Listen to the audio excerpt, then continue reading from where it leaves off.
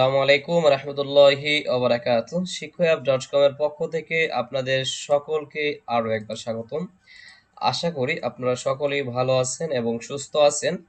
আমাদের ক্লাসগুলো কন্টিনিউ করতেছেন। আমরা গত ক্লাসে শিখে ফেলেছি যে আমরা কিভাবে একটি প্রফেশনাল পেজ মেক করতে পারি, এ টু জেড শিখে ফেলেছি। এখন আমাদের কাজ হচ্ছে যে আমরা একটা কিভাবে পেজের ভিতরে কন্টেন্ট আপলোড করতে পারি। কন্টেন্ট তিন ধরনের হতে পারে: ভিডিও হতে পারে, ইমেজ হতে পারে, অথবা টেক্সট হতে পারে।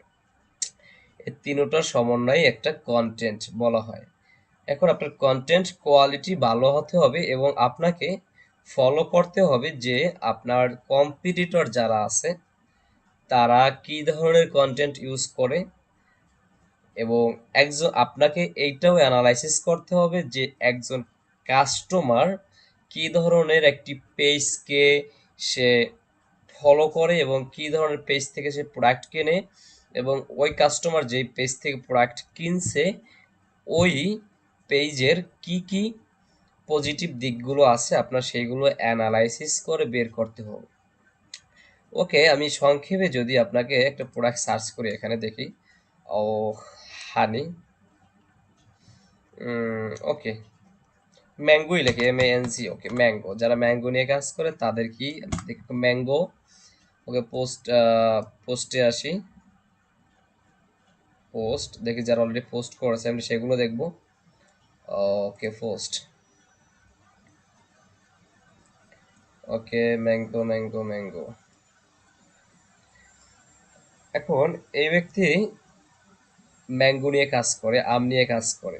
এখন আপনি দেখতে পাচ্ছেন সে পোস্ট করছে কি, এই গাছে আমগুলো ঝুলানো আছে, মানে ন্যাচারালি কাস্টমারে এসে বুঝতে পারবে যে হ্যাঁ, এদের মনে হয় নিজেদের প্রোডাক্টগুলো নিজেদের হাতের আনা বা নিজেদের বাগানের এরকমের বিশ্বাস করবে। কারণ কি, সে এই বাগান থেকে সরাসরি একটা পিক তুলে দিছে। কারণ বিশ্বাস করানোর জন্য আমরা আগেই বলেছি যে কাস্টমারকে আগে বিশ্বাস করাতে হবে। তারপরে কি দিছে, সে এখানে একটি সুন্দর আরো একটা আমের ছবি দিছে এবং আমগুলো কি সুন্দর আকর্ষণীয় ডিজাইন করে দিছে। এখন আপনার আম যখন কিনবে, আম কি আসলেই এই কালার হবে, এত সুন্দর হবে বা এরকমের হবে?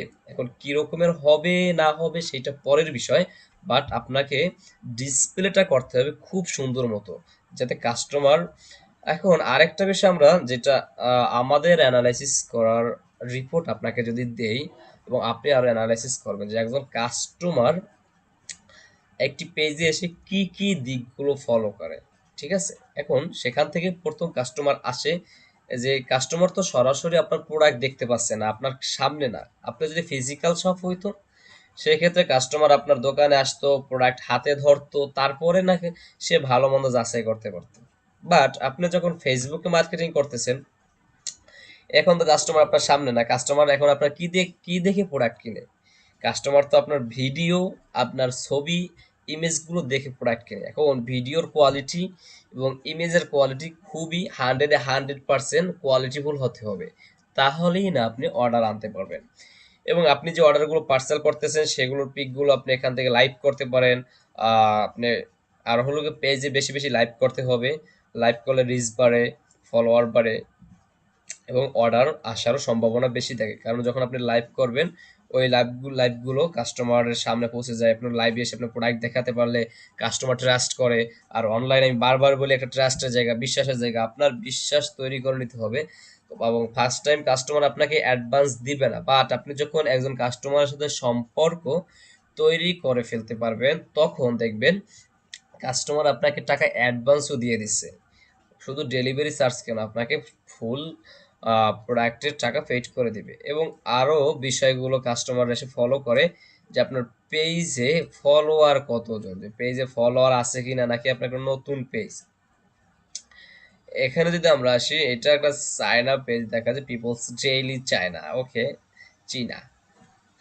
ওকে, এখানে 84 মিলিয়ন ফলোয়ার এদের। ভাবা যায়, এখানে 84 মিলিয়ন ফলোয়ার এদের।